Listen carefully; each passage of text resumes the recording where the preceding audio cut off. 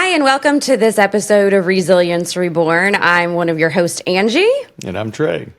We are really excited to be here today with a fabulous lady named Brenda Ring Wood. She is coming to us from Kansas City, right? Yes. And she is the founder of Becoming the Better You. And she has just a really fascinating story. So, hi, Brenda. Welcome. We are super excited to have you here today. Yes, thank you so much. Thank you for having me. You just never know where connections are going to lead you. Oh, I know. And this has been a really awesome one. And like I said, we're super excited to have you here. If you could, you started this kind of movement and this type of work. I would love to know and let our audience know what brought you to this point in your life. Oh, I made a mistake that landed me in prison for 4 years. And I usually just kind of lead with that because I would still be doing my old life had that not happened. That's pretty powerful. So what exactly was the life that you were living that was not good? Well, from the outside looking in, you would have thought my life was perfect. I was worth millions of dollars. I had multiple $1 million companies. I had staffs in some of those companies of over 300 employees, full-time plus benefits. I had it going on, right? I had the house, the cars, the family. I had it all. And Sounds I like was it. miserable. Yeah. Like I said, from the outside looking in. Great marriage, great kids. That wasn't even an issue. I just wasn't happy. I wasn't living my life to its fullest potential. And I wasn't living my life in a way that was fulfilling me. And that's hard. It's really hard. What about that life wasn't fulfilling you? Were you, I know just in talking to you before, you had said that you were a people pleaser and you were trying to please everyone else, but not you. So kind of walk us through that a little bit. Man, I did. So it kind of starts back to my childhood, which I had a fantastic childhood. I'm an only child, but my dad was military and he was very strict. I was the only kid, so I was the boy, I was the girl. I had to mow the yard, I had to do all these things. And I never felt that I could never measure up to him because in the military, especially back then, we're talking, 30 plus years ago, we're talking 40 years ago, actually, plus. And it was strategically done and you did things a certain way. And the military's changed a lot. So for those of you in the service now, I don't think it's like it was when my dad was in. You belonged to them. They owned you. And so that mentality came down, even though I did belong to my dad. He did own me because I was a minor. That feeling of, I don't want to be owned, right? So I would rebel. Right. And I didn't do things as a kid the way that I should have done them. I shortcutted mowing the yard. I threw the stuff under the bed and in the closets to clean the room. And my dad would always come back at me and he would just drill in that you got to do it right the first time. And I thought he was coming down hard on me. I'm so thankful for that today because it made me become a hard worker. It made me want to do things right. The downside of that is I felt like I was always going to have to please him. Nothing I ever did was going to be good enough. So I took that into my marriage. I took that into my business. I took that into church. I took that into my children. And I was living a life for everybody else and not for myself. And I'm not saying you have to be about yourself. I'm not all about this whole Me Too and me time and all of that because if you're all about the me time, then when are you going to get the work time done? When are you going to have the family time done? When are you going to work on the rest of your life, right? But for me, I did things for other people, and it led me down a path that was actually, it was destruction for a while. I mean, personally, I feel like I've dealt with that too. That was one of the things when I went in to get help. They said that you're too worried about everybody else and you don't care enough about yourself. Yeah, I always questioned. He did everything under the sun for me, and and never really worried about himself. And so when later on down with his recovery, I finally understood the reasoning why that that's the way that he was. But to your point, I mean, it takes you down a rough road. If you It don't does. care for yourself, you don't love yourself, then Yeah. And so I had an opinion, and everybody else, and it would tell me, hey, Bren, you're a hard worker. You're this or that. If anybody can do it, you could do it. I did not view myself the way that other people viewed me.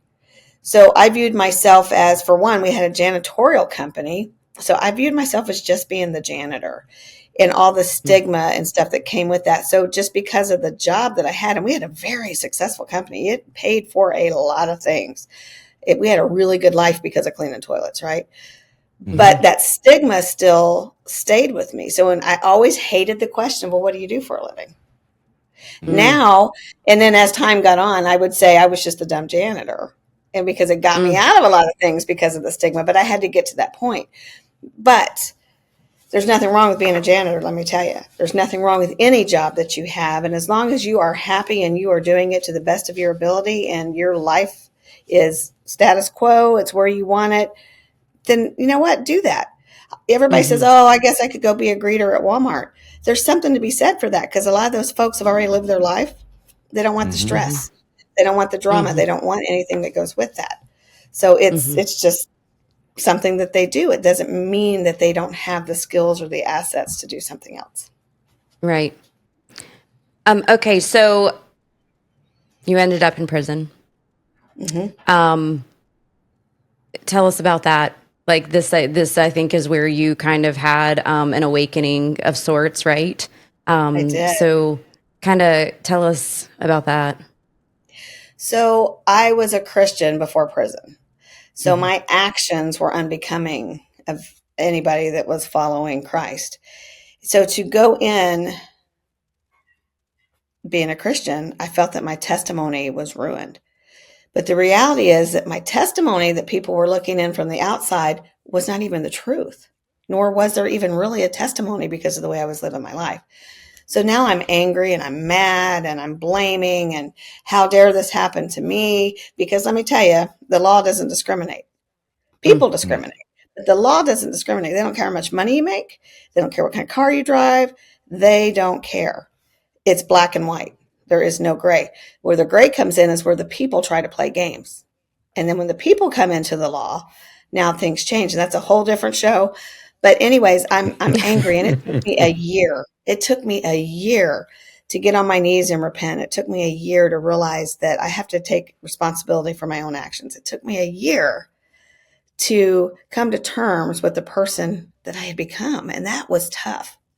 I had to realize you are in a place right now that you need to change. You need to change your mindset and you need to change your actions. Otherwise, you're going to be right back in here. You're going to be right back doing things. You're going to end up divorced. And when you first go in, I didn't know if I was going to end up divorced or not. I was looking at 30 years. I was looking at a 30-year sentence. I was 46 years old. I would have been 76. You see where my mindset was at? Right. Thought my life was over. Right. Okay, so you said you had to take back your life. You had to, put some things into action. What did you do? So I started getting back into the Word of God. I started listening to Christian radio songs, and then there was a talk radio station called Bot Radio. It's here in Kansas City. There's an app you can put on your phone too. And I could hear the preaching because I literally had a cell, headphones to a radio, and then TVs that you could share. It was only 3 out in the pod, and you had to have headphones to be able to listen to it. You didn't usually what was on the television was not something I was interested in. So I spent a lot of time reflecting. I spent a lot of time in my Bible. I spent a lot of time listening to the preaching and then to the songs. And I realized that a lot of the songs I was hearing was also scripture. A lot of the hymns I was hearing was scripture. And being a believer for over 20 years before that had happened and studying the Word of God, it would trigger me to get right with God. It would trigger some things that, oh, you need to do this. Oh man, that is so good. Why didn't I see that before? And when I truly repented and took responsibility for my actions, that I had sinned against God. I had sinned against myself for being the person that I was. I had sinned against my family, my friends, my clients, anybody that touched me. I was a disaster. I was fire. I was destruction. And that's actually what the name Brenda means. It means fiery sword. Mm. And I was Hmm. going to battle against myself. Mm-hmm. So when I came to terms with who I needed to be and who God called me to be, I was at peace. I was at peace in a jail cell for the next 3 years. And when I tell people Oh. that, they think I'm crazy, but it's the truth. I was at peace in a jail cell for 3 years Mm. after that. Now I'm still looking at 30 years, but the sentences started coming down. So eventually I was looking at 72 months, and I kept saying, no, I just don't think so. And I prayed and I would fast and I repented and I would just get right with God. And I was teaching classes and doing things. And I wasn't this goody two shoes in prison. Trust me. We all had our vices, right? But I had this calmness about me that whatever was going to happen was going to happen. And my family, when they would come to see me, could see the change. On the phone, they could hear the change. And it was real. And it was Mm. peace. And here's the thing is my middle name means peace. It's Irene. So I used to hate my name. So now I can say my fire brings my peace, because fire Oh, can that's also Okay. good. cleanse. It can, out in the forest when fire happens, all that fire cleans the underbrush, right? So that new growth can occur. Mm-hmm. Right. So now I tell people my fire brings my peace. Mm. My fire That's good. cleaned up that destruction, cleaned up that mess and all that destruction. And now I'm at peace. So when I got out, I said, now what? You've ruined your testimony. And I had to realize that my testimony was what I was doing right now. My testimony was who I was becoming. And I thought, other people are probably in prison too, but they don't have to be behind bars. They're probably imprisoned in their minds. Yeah. Oh, We absolutely. let doubt, fear, insecurities, and all these other things stop us from becoming the person that we want to be, stop us from owning the businesses that we want to do. We let fear inhibit what we want out of our life. And I thought, Mm. what if we could create something that allowed people to move to the next level, to break those chains, break those bars? So we Mm-hmm. started becoming better you. And I say we because there is a team of us that saw the vision. It was supposed to be a one-off, and let me tell you, I was still kind of stuck in my own way when I first got out. I was the fattest I had ever been. I had multiple surgeries. I had 5 major surgeries within a year of getting out, to Oh, wow. include both my knees being replaced. So I was feeling I was having my health reinvented, so to speak, through the surgeries that I needed, and just getting Right. accustomed to being back out, because 4 years is a lot. When you come out, That's a things long change. time. It Yeah. is, especially without even my phone. Oh my goodness, the phones had changed just Right. in that short time, and I couldn't even look at a computer. I couldn't type. I got nauseous, so I had to teach myself how to be able to even use a computer again. It Mm. was just part of the illness that I had. Once that all cleared, I said, well, let's get back into speaking. And my son is the one who actually said, Mom, go back into speaking. You're really good at it. That's what you should do. And I had been doing it for decades, but not as a paid public speaker. I did it. I got asked to speak. I did things. I did women's retreats, spoke at conferences on real estate and things that I did. So I had the experience in it, but never to help other people. It was always about a subject matter, Right. if Mm-hmm. that makes any sense. Yeah. So when I learned that I should go back to doing that, thought I was having trouble getting hired because of my past. So again, I was in my own way. Again, I was put back in prison because I thought I wasn't good enough because of this past. So I said, I'm going to do my own event. Screw all these people. I'm going to do my own event. So that was the question So I was going to have was, did you, yeah, was that a factor? What, like people, did they say anything? Like, no, you have this past, or is it that was more made up in your head as a fear? it was more made up in my head as a fear. Now, there's some people that, yes, that was a factor. And to be honest with you, it's still a factor to this day. It's Hmm. still a factor. It always will be to some type of people, and that's okay. But Mm-hmm. those same type of people, I would have been a hindrance to them anyways, because there would have been something that I had in my past that they didn't like. Right. Sure. So right now, I would say it was prison, but it could have been anything. It could have been just that because I was a janitor, I wasn't good enough. Mm-hmm. Right. Mm-hmm. But I decided no more. So COVID started coming into play. So I started doing these shows just to educate people about prison. And I would have people who had been to prison, families of prison members who were currently serving, police officers, anything about prison. And it didn't really have a name. I was just trying to educate the public about prison. And I look back at some of those shows and I'm like, man, that really sucked. You were horrible. I didn't know what I was doing, but it was okay. We all got to start somewhere. And then COVID Mm-hmm. happened, but it was the best thing for me because virtual blew up. So Mm-hmm. now I could continue to do these virtual prison shows. And I started it with a company called the Kansas Coalition for Prison and Sentence Reform. I was a spokesperson for them. So I would do these episodes and she would put my episodes on her stuff. Then that turned into From Felon to Fabulous, which is now a TV show that we have and a movement that we have on that. But I was still kind of hiding, even doing that. I wanted to hear everybody else's stories, but when they asked me questions, I was like, oh, please don't ask me that. Or can I edit that out later?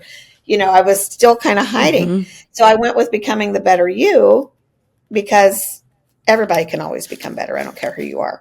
Well, COVID happened Absolutely. and we couldn't do the first event. And so we decided we were going to do a virtual event. It was a 3-day virtual. We had over 4,000 people viewing that. It was needed. Oh, Of man. course, this was during COVID. So, they needed something to do. Mm-hmm. And we thought this is something really special. And I say we because I had a really good team of people who knew my story, who I was on their platforms, shows like yours, who they would hear that little prison show somewhere and they'd say, would you come be on my show? And then I met Dr. Reuben West, who introduced me to Terrence Leftridge and a bunch of his community. And I'm sitting there talking with Reuben at an event. This is in 2019. This is before COVID. And he says, the person I see before me now is not the person who did all of these things. And they put me on his stage that night. It was only for 5 minutes. Mm-hmm. But he was showing me that I was the only one limiting myself. Mm.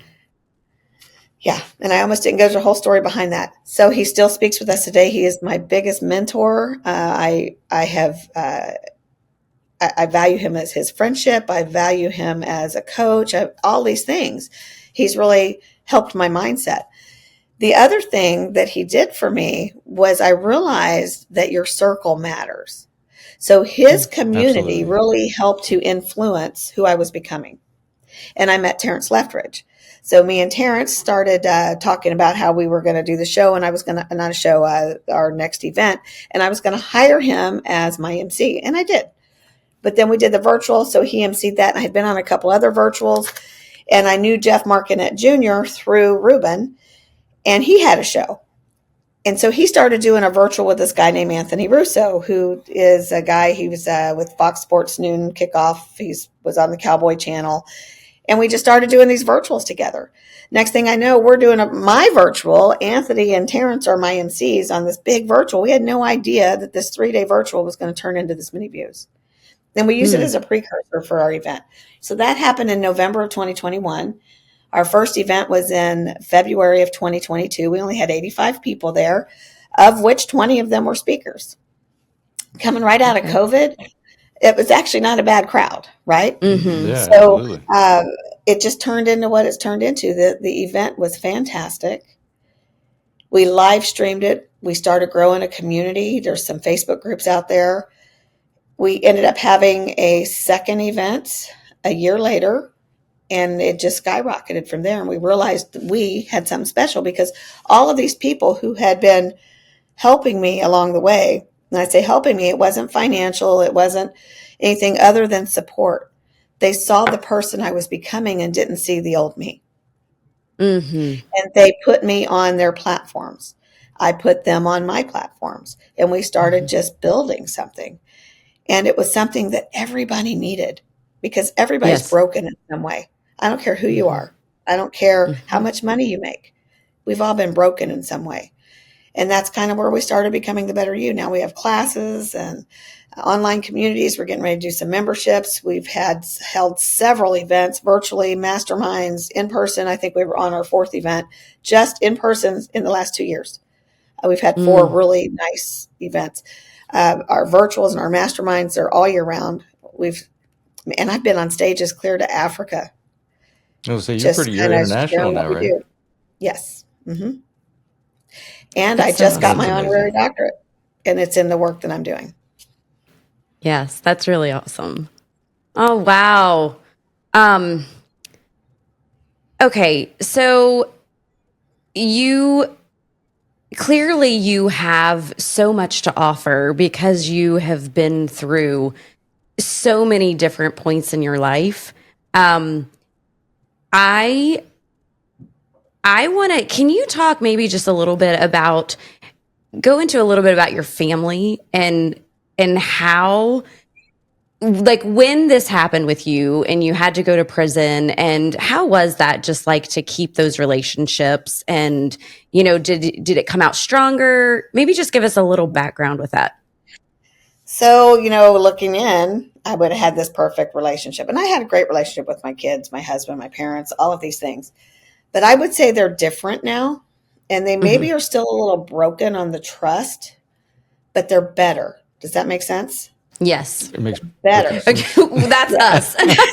I still have a little bit of the trust thing going on. Yes. And the trust is, okay, mom, you went to prison, you left us all hanging. Because when I went in, everything halted for them. I mean, everything lost the Hmm. house, lost Sure. their income, because everybody worked for me.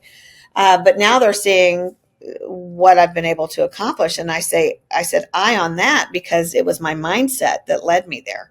Then it was a Hmm. we that got me there. Does that make sense? Hmm. And oh man, I've been married. I just celebrated this summer 37 years. Oh, congrats. That's 37 awesome. years. He stuck with me in prison. And I tell people, I was like, oh, he stayed. And I said, wait, whoa, whoa. Why is it okay for the woman to stand by the man when he goes to prison? But it's not okay for Hmm. the man to stand by the woman? Wait a minute. Hmm. There's a problem here. Marriage is supposed to be forever until death do you Hmm. part. Hmm. And Right. if you're not willing to go through the bad and only the good, then is that really love? Yeah. So I have 4 children. Thank goodness all of my children were, my youngest was about 18 at the time. So everybody was grown. I didn't Hmm. have, my kids being farmed out to people. My family came to see me every week. Now I Mm. was in a federal holding facility, so I didn't get to touch them. It was through the glass on a phone, through Oh gosh. plexiglass Okay. for 4 Hmm. years, but they came every week and I only got to see them for the first 2 years for 30 minutes. And then I was able to see them for an hour after that and only Mm. 3 people at a time. So they had to rotate coming. They had to Okay. rotate coming. Somebody was there every week. I always had them there. Always had money on the phone to talk to them. They always sent me cards, notes. And I even tried to participate from prison. So for Christmas, I learned how to draw in prison. And I'm going to grab this thing real quick so I can show you. I learned how to draw in prison just out of sheer boredom. And I created, this was in my cell. So this was in my cell. This picture right here, Oh. Oh, wow. I drew of all my family, and I sent that for their Christmas present. My mom went and had copies made of them for everybody, prints made. And I did it from Oh. little individual pictures that they sent in. And in that picture, they're all cut out. And I had to use a razor blade to cut them out because I would erase so much that Uh-huh. you'd wear out the paper. So my mom I sent her the loose little cutouts, and because I had to get them in an envelope, right? I didn't want to Yeah. bend them, so she Hmm. arranged them and took them and had a print made for everybody. Oh But wow. also in that, if you see this right here and this right here, Uh-huh. this is my husband. I did cartoons. And he had these Okay. dogs. They're wired hair pointing Griffons. And I did a comic strip about him and his dog. And his favorite dog's name was Bubbalicious, and we called him Bubba. So the comic Oh, strip, my boys call my husband Pops. So the comic strip is called Pops and Bubbalicious. oh So, Very wow. cool. so after I had learned to draw, it took me a couple years. For our anniversary, I created this comic strip, and I did like 4 of them and mailed them to him. I think it was our 30th anniversary or something like that, or 29. I don't know. But then every week after that, I would send him a new strip. So, Oh, and then for okay. Christmas, I would draw something or tell a story of what my favorite memory of them was for Christmas of each child. Mm. And they would read that at Christmas time. Oh, So, that's and to special. That my is That's parents, special. I put in there what was my favorite childhood Christmas story. So I really tried okay. to stay involved in their lives, even though I wasn't there. I Mm-hmm. always wrote I had one grandchild at the time. I had one that was born while I was in there. Mm. Um, that was heartbreaking for me, but I was I gonna was say, with yeah. my first one when he was born, but I was actually there when she was born because I happened to call when she was being born. And my son-in-law put the phone on speaker. So I was Oh, still there when she was born. Okay. there. Yeah. Mhm. Oh Yeah. gosh. Okay, so So my through all relationships of got better. this, yeah, yeah, that's really awesome. Um, Now I have a question about, because you said you had your faith, and because Angie and I had been something kind of through with the faith thing, and especially for me in the beginning, when after I lost my mom and things, I had a problem with that. But it sounds like you had it going even before you went to prison. mhm. So It what did. about your life actually completely removed you from that? Because you said you kind of lost it. So was it just the being in fear because of the way you were living, or was there something specific that you can point to that kind of took you away from um, your religion? So it's not that I got taken away from my religion. I never gave up my faith.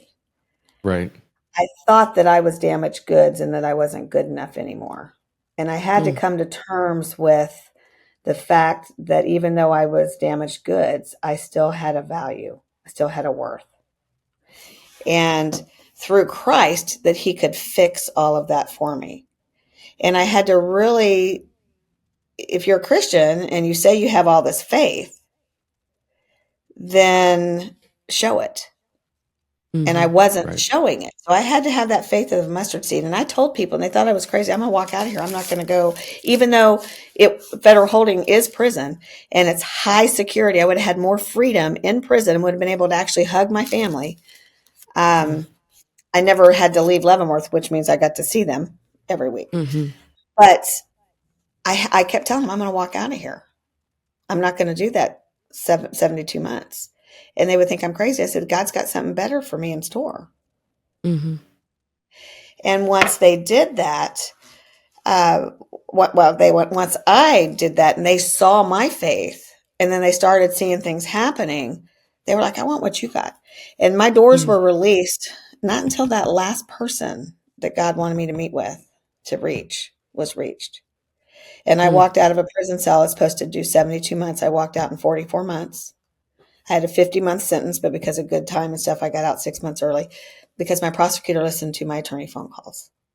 And that was mm. nothing but God. That happened 2 months after I got there. So for those of you who say God doesn't know, he doesn't know what's going to happen, he had already set that stage. He already Yeah. knew he was going to release me.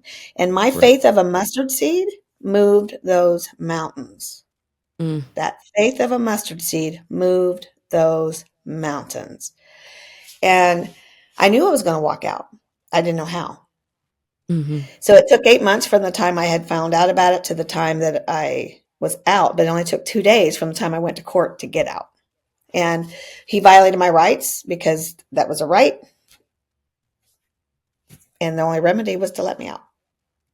Mm, So the only way they could man. let me out was to go ahead and sentence me. So they sentenced me, and then the BPO, the Federal Board of Prisons, had to calculate my time. So I had to go back for 2 days until they did that.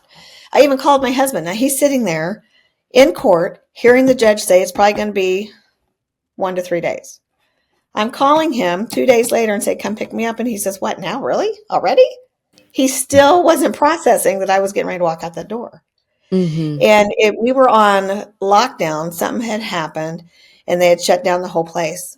And I was able to walk out in the middle of that pod. So if you can imagine a big room with nothing but prison cells off of it, there's 80 cells off of this room, 40 on each level.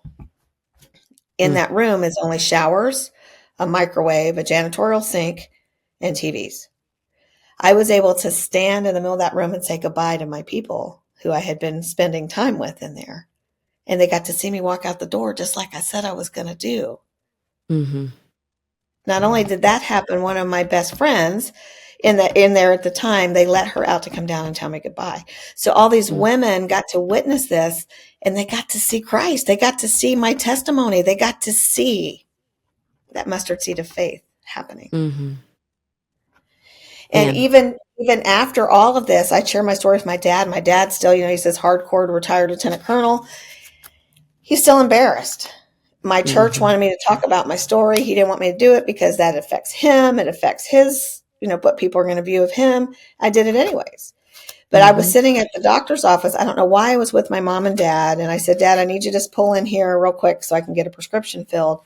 And as I went in, Sheila had come walking up, and she's a girl. She's the last one that I had reached. She didn't get saved while I was there, but when I went back a year later, she said I got saved. It was from those works that I had done with her prior to. She had also got out. Everybody that I had met with, we all got out in 4 years. It was miraculous. Even though they had 8 and 12-year sentences, right? That just doesn't happen in the feds. It just doesn't happen. No. And I was walking out, and I saw Sheila because she'd already met my mom, talking to my dad. And I didn't know. I just hugged her, good to see you. And I get back in the car, and my dad said, Sheila said you saved her life by introducing her to Christ. So it took the outsider to prove to my dad that my prison time was a waste of time. Right. Yeah. And that's the key. My time was not a waste of time. And I decided I wasn't going to let it be a waste of time when I was there. I actually wrote 5 books while I was in there. 3 of those 5 books are now published. Awesome. Oh my gosh. And I'm assuming that you don't regret the way that things went. You don't have any kind of. No, I'm not sour about it. I tell people I don't ever want to go back, but I'm really glad I went because I would still be cleaning toilets. We had the same conversation when after I got back out of rehab, and she asked me. I think didn't you ask me if I regretted it? Mm-hmm. And I said absolutely not. I wouldn't have gained everything that I have now and be on the path that I am if it hadn't have been for that. I wouldn't have found God. It would like I did and felt the same peace that you felt when you were in prison. Those last couple of years that you said you felt that peace. And I felt that. Yeah, I think it's, super important for people to hear this because an outsider, like never having to have gone through something like you did, Brenda, or even you, Trey, like it's really hard for us to understand that and for you to just find the beauty in that. It's kind of like I've now found the beauty in, losing my husband when I was 25 years old. I think that it's really phenomenal that you are here telling that story and that testimony. I don't know. It's incredible to me. So incredible. It's incredible because it's a God story. My story in itself is not incredible. The fact that God worked miracles through this whole situation is what's incredible. My thing is this. When you are, God already knows what's going to happen, right? So he set that scene in motion for me. I already knew scripture. I already studied the Bible. I was already his daughter. I already knew what I was supposed to be doing. I just wasn't doing it. So therefore, when the Bible says God will discipline us just like we discipline our children, he did that, which is why I had the prison cell. Once you have that prison cell, now it's up to me to reflect, to be able to change, which is why I call myself the professor of change. It was given to me, but it fits, right? I knew I needed to change, and now I go and teach change, which is why I'm called the professor of change. But God put that in place because he already knew that my heart was going to change and that he was going to let me out early. That prosecutor listened to those phone calls 2 months after I got there. But I wasn't ready yet. My heart was still hard for up to 8 to 10 months after that. Then when I did decide I needed to change, it took that process. So it was a couple more months. And then he started using me on other people inside of that Mm. pod in prison. Mm-hmm. So I realized that I am a child of God. And because he loved me, he disciplined me Mm. so that That now makes sense. his work can be done through the cleansing process that I had to go through. I had to go through that refining fire so that Mm. now I can do his work. And I could have been doing it all along, but I chose not to. I was a knucklehead. Yeah. I was a Ugh. So knucklehead. you helped the people that you met in prison. Like you just mentioned that, but now you're kind of shifted. You're focusing on the younger people who before they make these mistakes. Is that right? Is that accurate? Yes. Yes. Mm-hmm. And so tell us a little bit, because we want to put, becoming the better you out there and all this stuff. So give us a little bit about that and the people you help and things you do. So I believe that everybody has a value, everybody has a worth, everybody has skill sets. We all have a purpose. But sometimes we get so down on ourselves that we don't believe in ourselves. We don't believe that we all have gifts. We all have a talent. You might see that person, even that homeless person on the street might have a beautiful mind and a Mm-hmm. wonderful talent. And they might actually like living on the streets. I mean, who knows, right? But we just tend to judge. Mm-hmm. We don't know what circumstances put them there. But them being on the streets was no different than me going to prison. Mm. Right. It was my Mm-hmm. actions that got me there. I had a friend once tell me that she had a family member that was homeless. And this guy had been homeless for, I don't know, 7, 8 years. And so she brought him into her home, and he still wouldn't sleep on the bed. He'd still sleep on the floor. That's what he had gotten accustomed to. Mm. So he was in that mental prison. Even though Mm-hmm. she gave him a place to live, his mindset still said that he was homeless, right? He was so Right. used to sleeping on the floor that he slept on the floor, even in a Mm-hmm. house that had a bed. And that made me realize that we tend to go back to what we know. Mm-hmm. So in order for me not to go back to what I know, I needed to increase my knowledge so that I could start becoming what I was going to know. And once I did that, my world started changing. I Mm. had better people in my life. And let me tell you, one of the hardest things for me, and God kept calling me to do it, I went back to everybody, either who I had wronged or thought I had wronged them. Even if I didn't, I still went to them. Or people that I thought that I had wronged and I found out they didn't even know anything, right? But I still went to Mm-hmm. everybody. Some people would talk to me. Some people wouldn't. Some Mm. people we picked right back up where we left off. And that door's still open. If I forgot you, please call me. Mm. I don't know what I can do other Right. than talk through it with you and ask for your forgiveness. Mm-hmm. But outside of that, I'm still willing.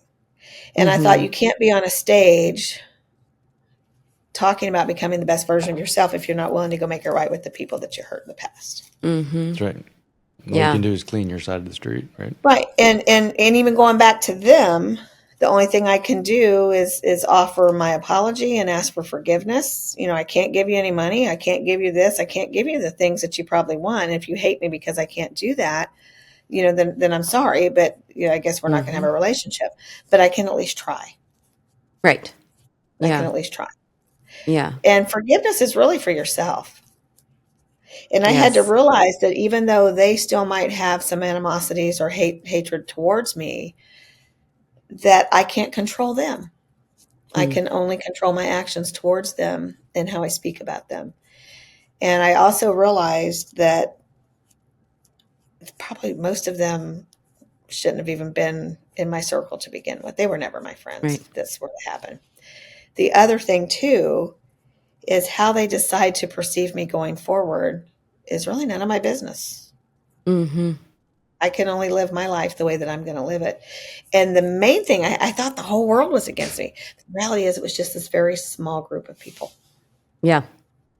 Mm. Gosh. And I had to learn to put that down because if I didn't, I was carrying that with me everywhere and it gets really heavy. Mm-hmm. Yeah.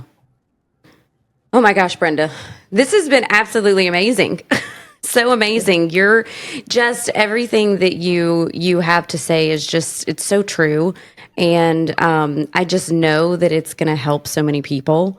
And so where can people find you and becoming the better you? Everything is at Brenda Ringwood, or Okay. just hashtag BTBY or comechangeyourlife.com. But if any of those will get you anywhere you need to go. Okay. Okay. Is there anything that we here, Trey and I in Resilience Reborn, can do for you? Just spread the word that change is possible. Mm-hmm. Regardless of what your Sure. past is or what your circumstances are, change is real. It's possible. But Mm-hmm. there is a catch to it. There's a caveat. You have to want it. Yeah. If you don't Yep. want it, it's not going to happen for you.